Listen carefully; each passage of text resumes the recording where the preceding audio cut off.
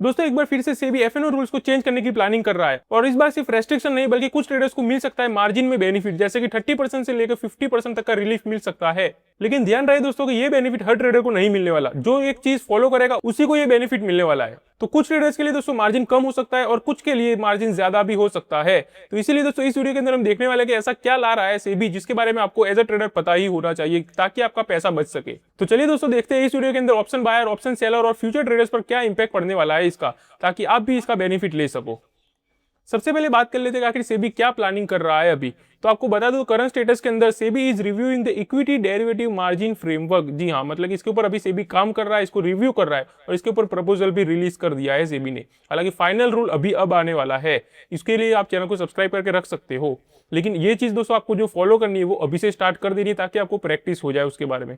And discussion are going with market participations. और इस चीज का अगर ऑब्जेक्टिव की बात करें कि सेबी का इसके पीछे का ऑब्जेक्टिव क्या है, तो इनकरेज जेन्युइन हेजिंग, यानी कि एफएनओ के अंदर हेजिंग को ये लोग ज्यादा प्रमोट करना चाहते हैं। रिवर्ड रिस्क डिफाइंड स्ट्रेटेजी, यानी कि रिस्क टू रिवर्ड भी काफी अच्छे से हो, इसीलिए ये चीज ला रहे हैं। And control expiry day speculation, यानी कि जो एक्सपायरी के दिन लोग अंधाधुंध ट्रेडिंग करते हैं बिना समझे बिना सोचे, उसको भी कम करना है। इसका पूरा मतलब ये है दोस्तों कि जो ट्रेडर प्रॉपर्ली हेज करके लिमिटेड रिस्क के साथ ट्रेडिंग करते हैं उनके लिए मार्जिन एफिशिएंट बनाना है सेबी को अब।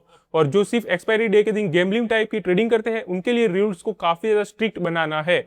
और यही दोस्तों इस प्रपोजल का मेन आइडिया है जो कि आपको पता होना चाहिए सबसे पहले। तो अब बात कर लेते हैं कि इसके अंदर सबसे बड़ा चेंज क्या हो सकता है। तो ये न्यूज दोस्तों सबसे ज्यादा इंपॉर्टेंट है, क्योंकि अभी अगर आप हेज स्ट्रेटेजी यूज करते हो, जैसे कि कैलेंडर स्प्रेड हो गया, हेजिंग ऑप्शन स्ट्रेटेजी हो गया, डिफाइंड रिस्क पोर्टफोलियो हो गया, तो भी दोस्तों कई केसेस के अंदर काफी ज्यादा मार्जिन ब्लॉक हो जाता है आपका। और सेबी का मानना यह है दोस्तों कि जब रिस्क ऑलरेडी लिमिटेड होता है तो अननेसेसरी हाई मार्जिन ब्लॉक करने का कोई लॉजिक ही नहीं है इसके पीछे। इसीलिए दोस्तों प्रपोजल के अंदर ये चीजें सजेस्ट की जा रही है, जैसे कि risk defined index option strategy के लिए 50% मार्जिन लोअर रखा जाए एंड कैलेंडर स्प्रेड के लिए भी अराउंड 30% लोअर मार्जिन रखा जाए। तो ये चीज दोस्तों सबसे ज्यादा इंपॉर्टेंट है आपके लिए जानना।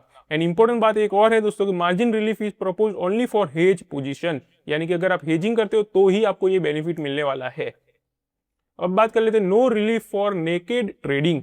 ये भी दोस्तों सबसे ज्यादा इंपॉर्टेंट है कि position that may not get margin relief, यानी कि कुछ पोजीशन ऐसी भी होगी, यानी कि मैंने आपको स्टार्टिंग में ही बता दिया था कि कुछ ट्रेडर्स को इसका बेनिफिट नहीं मिलने वाला, तो वो उन लोग को नहीं मिलेगा दोस्तों जो लोग नेकेड फ्यूचर बाय कर लेते हैं, सिर्फ नेकेड फ्यूचर को सेल कर देते हैं, नेकेड ऑप्शन सेलिंग कर लेते हैं, यानी कि जो लोग हेजिंग नहीं करते।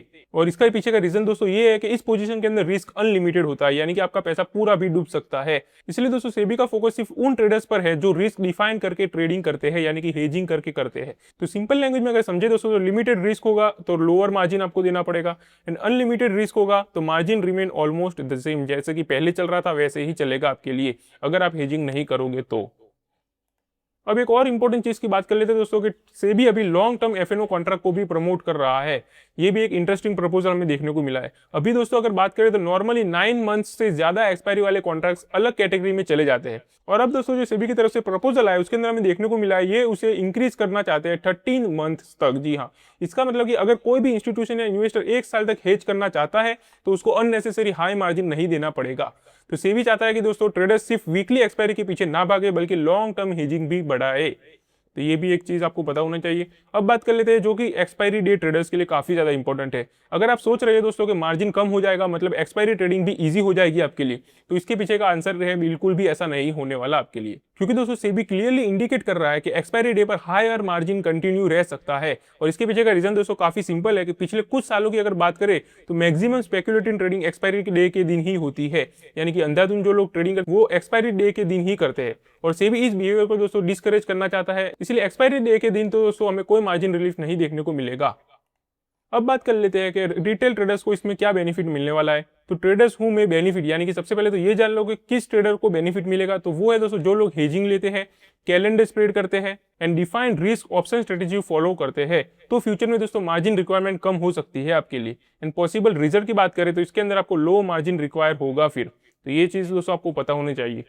तो ओवरऑल देखा जाए दोस्तों तो ये प्रपोजल रेस्ट्रिक्शन लाने के लिए बिल्कुल भी नहीं है, बल्कि स्मार्ट ट्रेडिंग करने वालों को रिवॉर्ड करने के लिए लाया गया है। और सेबी का क्लियर मैसेज है दोस्तों कि जो ट्रेडर रिस्क मैनेज करेगा उसको बेटर कैपिटल एफिशिएंसी भी मिलेगी, और जो सिर्फ स्पेक्युलेटिव यानी कि अंधाधुंध एक्सपायरी ट्रेडिंग करेगा उनके लिए स्ट्रिक्ट मार्जिन फ्रेमवर्क ही कंटिन्यू रहने वाला है। तो आपको कैसा लगा दोस्तों ये अपडेट सेबी की तरफ से, कॉमेंट में अपनी राय जरूर शेयर कर देना। एंड अगर आप ऐसे ही मार्केट में अपडेटेड रहना चाहते हो डेली, तो आप चैनल को सब्सक्राइब भी करके रख सकते हो। तो चलिए मिलते हैं अगली वीडियो में, तब तक के लिए हैप्पी इन्वेस्टिंग।